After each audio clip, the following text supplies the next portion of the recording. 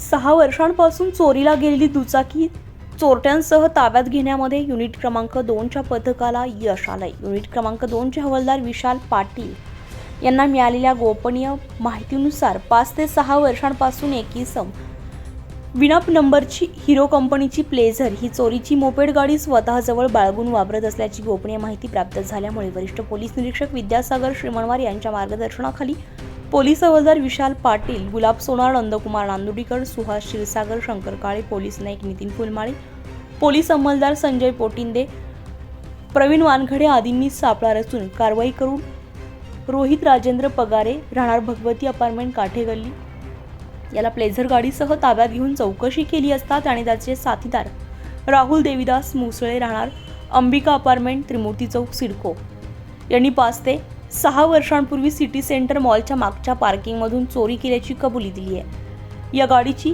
चेसी number आणि engine नंबरनुसार माहिती काढली असता ही गाडी मकरंद दामोदर जोशी राहणार Dehmandir housing society Gangapur road Nashik यांची असल्याची खात्री केली आहे।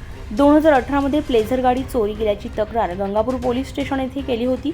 जोशी यांना गाडी दाखवली असता त्यांनी पोलिसांचे आभार व्यक्त करून कौतुक केले।